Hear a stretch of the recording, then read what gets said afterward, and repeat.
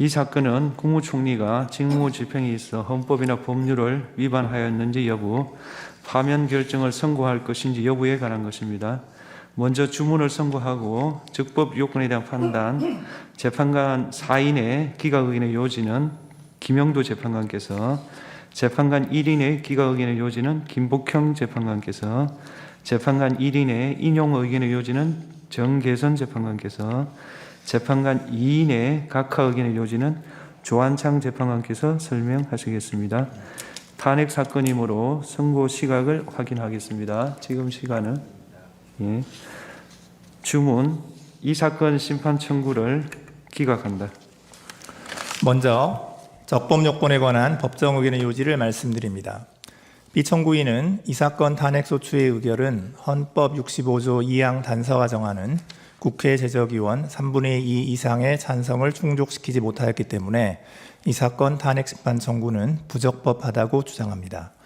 우선 국무총리는 헌법 86조에 따라 국회의 동의를 얻어 대통령이 임명하지만 국민으로부터 직접 선출된 대통령의 민주적 정당성과 비교하면 상당히 축소된 간접적인 민주적 정당성만을 보유하고 있어 대통령 권한 대행자로서 국무총리는 대통령과는 확연히 구분되는 지위에 있습니다. 다음으로 헌법 71조가 규정하는 대통령 권한 대행은 헌법과 법령상으로 대행자에게 미리 예정된 과업의 수행을 의미하는 것이지 권한대행 또는 권한대행자라는 공직이나 지위가 새로이 창설되는 것이라고 볼 수 없습니다. 여기에 해당 공직의 박탈을 통하여 헌법을 수호하고자 하는 탄핵심판 제도의 취지를 종합하면 대통령의 권한을 대행하는 국무총리에 대한 탄핵소추에는 본래의 신분상 지위에 따라 헌법 65조 2항의 본문에 의한 의결 정족수를 적용함이 타당합니다. 이 사건 탄핵소추는 국무총리에 대한 탄핵소추 의결 정족수인 국회 제적의원 과반수의 찬성으로 의결되어 적법하므로 피청구인의 주장은 이유 없습니다. 다음으로 본안에 관한 재판관 문영배, 재판관 이미선, 재판관 김영두, 재판관 정정미의 기각 의견 요지를 말씀드립니다. 우선 피청구인의 헌법 또는 법률 위반 여부를 소추 사유별로 살펴보겠습니다. 첫째, 특별검사 임명 법률안에 대한 제2요구권 행사 관련입니다. 대통령의 법률안 제2요구권 행사에 대한 폭넓은 판단 재량, 국무총리 및 국무회의의 헌법상 지위와 성격 등에 더하여 피청구인이 국무총리로서 대통령에게 법률안 제2요구권 행사를 적극적으로 종용, 권고하거나 대통령의 법률안 제2요구권 남용 행위를 조장, 방치하였음을 인정할 만한 증거나 객관적 자료는 찾을 수 없습니다. 따라서 피청구인이 헌법 7조, 40조, 49조, 86조 등을 위반하였다고 볼 수 없습니다. 둘째, 비상계엄 선포 및 내란 행위 관련입니다. 피청구인이 비상계엄 선포에 절차적 정당성을 부여하기 위하여 국무회의 소집을 건의하는 등의 적극적 행위를 하였거나 국회에 비상계엄 해제 요구 결의안 가결 이후 국무회의 소집을 건의하지 않았다는 등의 소추 관련 사실을 인정할 만한 증거나 객관적 자료는 찾을 수 없습니다.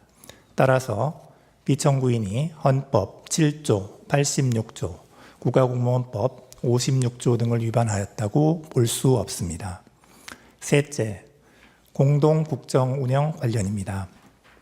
피청구인이 발표한 담화문의 전체적 취지는 비상계엄 선포와 해제 이후에 민심 수습과 안정을 위하여 행정부와 여당은 서로 협력하여 최선을 다하겠다는 의지를 국민에게 피력한 것으로 해석됩니다.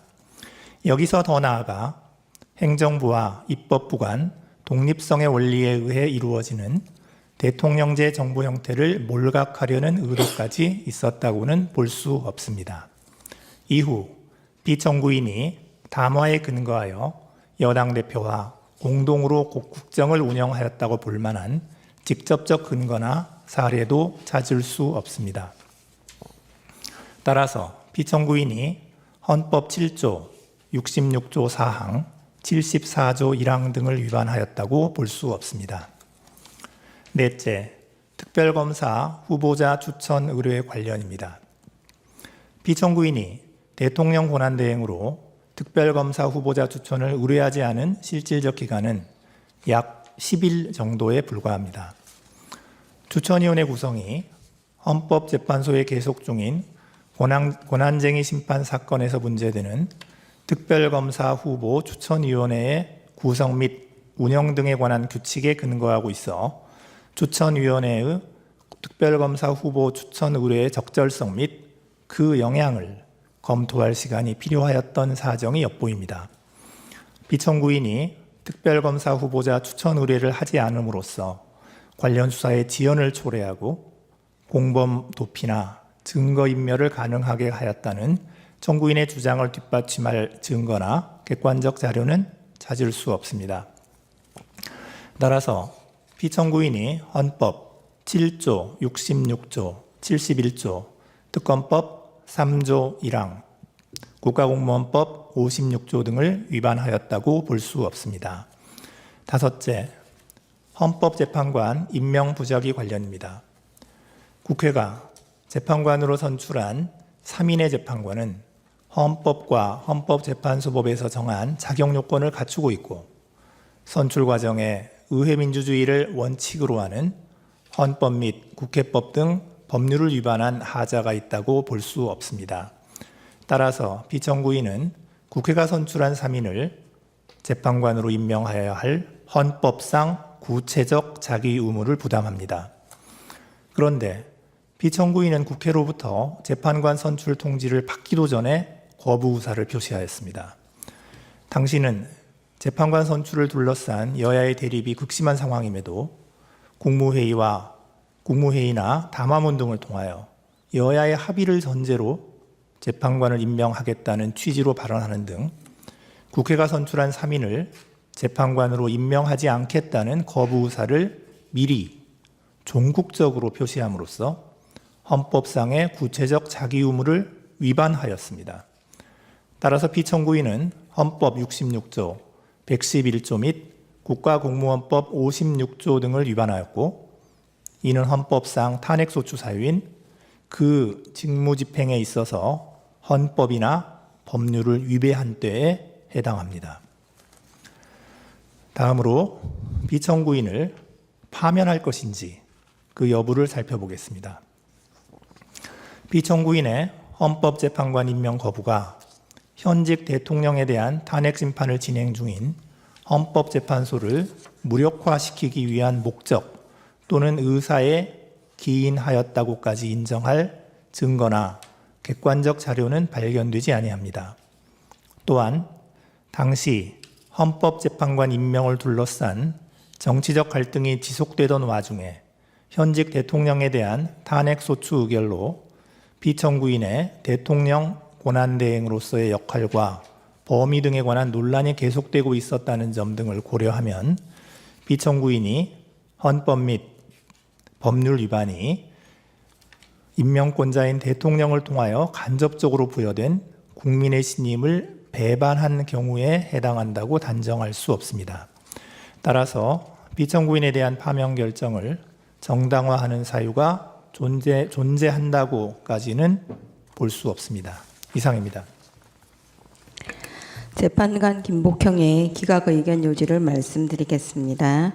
저는 특별검사 임명 법률안에 대한 저희 요구권 행사, 비상계엄 선포 및 내란 행위, 공동국정 운영, 특별검사 후보자 추천 의뢰와 관련하여 피청구인의 헌법 또는 법률 위반을 인정할 수 없다는 재판관 문영배, 재판관 이미선, 재판관 김영두, 재판관 정정미의 기각 의견에 동의합니다. 다만 이 사건 소추 사실 중 피청구인의 헌법재판관 임명 부작위와 관련하여서도 피청구인의 헌법 또는 법률 위반을 인정할 수 없다고 생각합니다. 그 이유는 다음과 같습니다. 헌법재판관 임명권 행사에 있어 대통령의 자기 의무가 있더라도 국회 선출 재판관을 선출한 후 즉시 임명해야 할 의무가 있다고 보기는 어렵습니다. 대통령의 헌법재판관 임명 권한의 행사 기한은 국회 선출 재판관이 헌법과 헌법재판소법이 정하는 자격 요건을 구비하였는지 여부나 선출 과정에서 헌법 및 국회법 등 법률을 위반한 하자가 있는지 여부 등을 신중하게 확인하고 검토할 시간 등을 고려한 상당한 기간 내라고 해석하는 것이 타당합니다.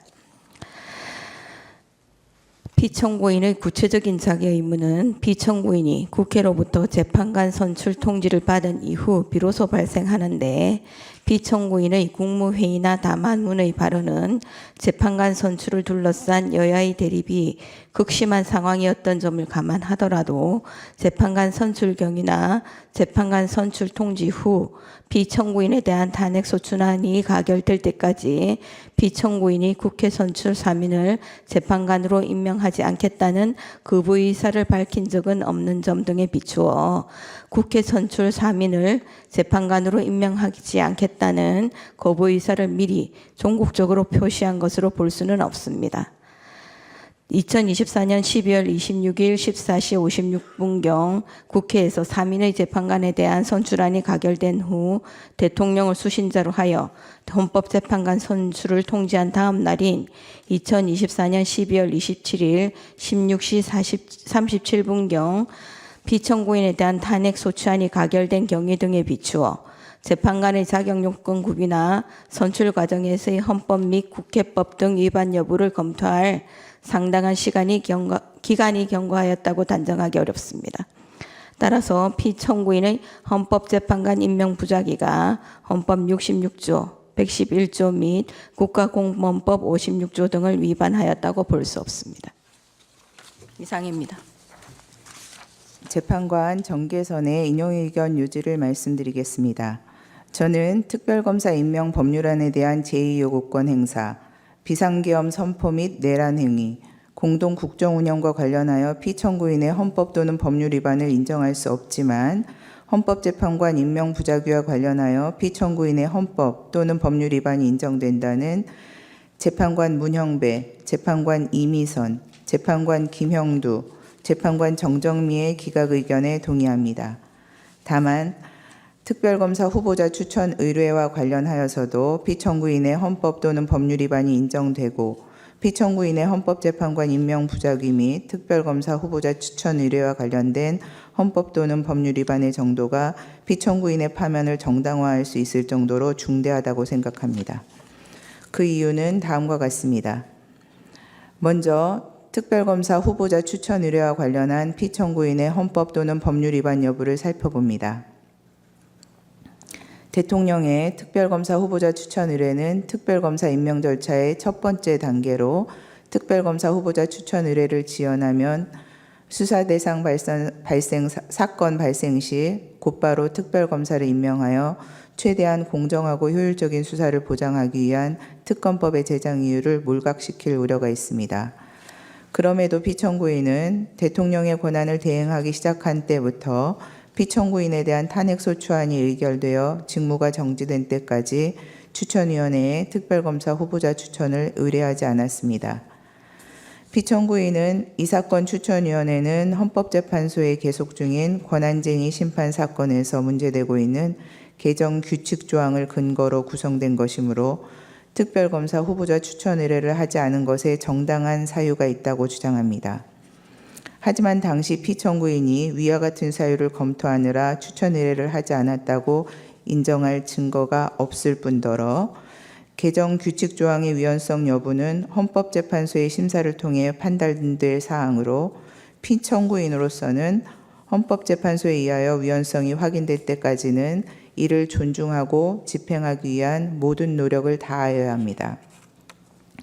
피청구인이 헌법재판소의 판단이 내려지기도 전에 그 위헌성을 미리 예단하여 특검법에 명시된 법적 의무를 이행하지 않은 것에 정당한 사유가 있다고 보기 어렵습니다. 따라서 피청구인이 대통령 권한을 대행하면서 추천위원회에 특별검사 후보자 추천을 의뢰하지 않은 것은 특검법 3조 1항은 물론 헌법 7조 1항, 66조, 국가공무원법 56조 등에 위반됩니다. 다음으로 피청구인을 파면할 것인지 여부에 관하여 살펴봅니다. 피청구인이 특별검사 후보자 추천을 의뢰하지 않음으로써 특검법이 규정한 특별검사 임명 절차는 중단되었습니다. 이는 신속 공정하면서 효율적인 수사를 통하여 사회적 혼란을 수습하고 법 질서를 회복하고자 하는 특검법의 목적을 심각하게 저해하고 현재까지도 비상계엄과 관련된 사건에 대한 수사권 여부 논란으로 혼란과 갈등은 증폭되고 있습니다.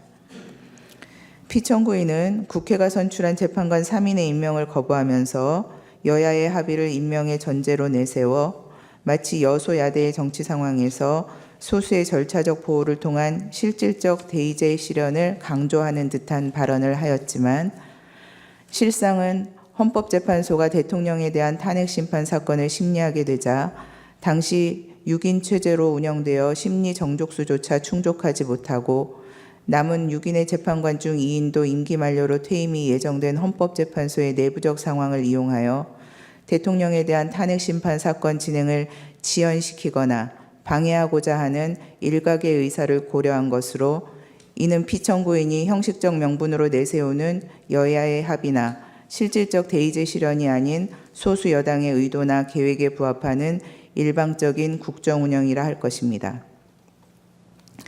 여소야대 국회에서 소수 여당은 실질적 민주주의에서 보호하고자 하는 진정한 의미의 소수자라고 할 수 없는 바 소수 여당의 뜻에 따라 국회 의결을 좌우하고자 하면 대통령을 견제하는 국회의 책무를 다할 수 없게 됩니다.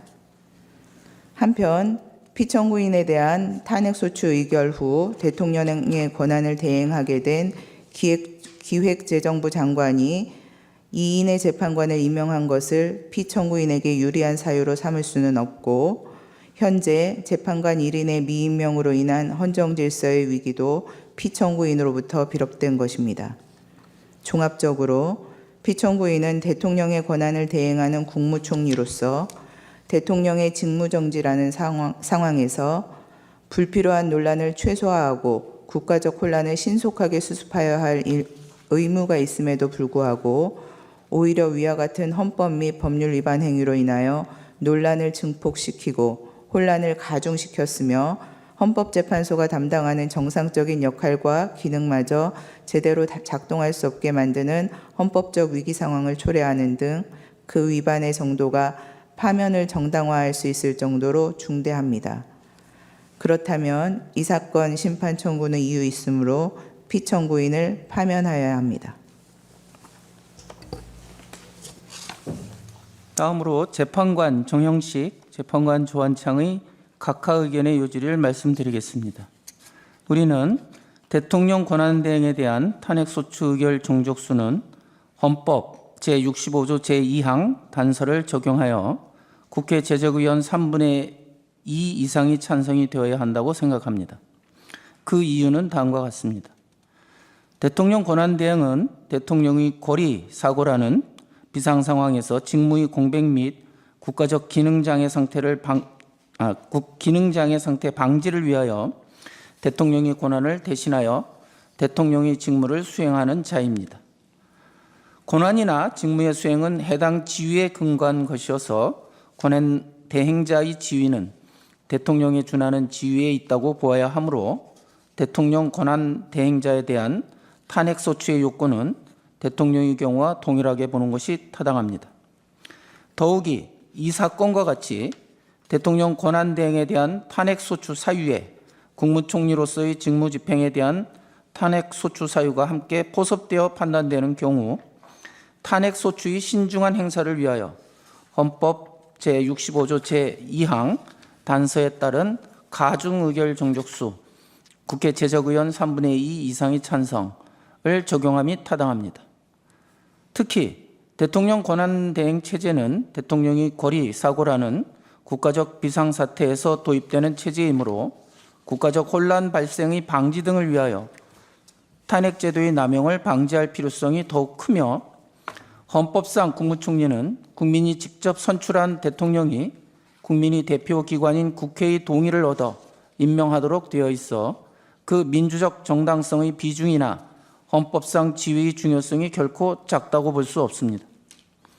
따라서 대통령 권한 대행 중인 국무총리에 대한 탄핵소추에 대하여는 헌법 제65조 제2항 단서에 따른 가중의결 정족수 요건이 적용되어야 합니다. 그렇다면 청구인이 국회 제적의원 과반수의 찬성만으로 피청구인에 대한 탄핵소추안을 의결하였으므로 이 사건 탄핵심판 청구는 헌법이 규정한 탄핵소추 의결 정족수를 충족하지 못하여 부적법하다고 할 것입니다. 이상입니다.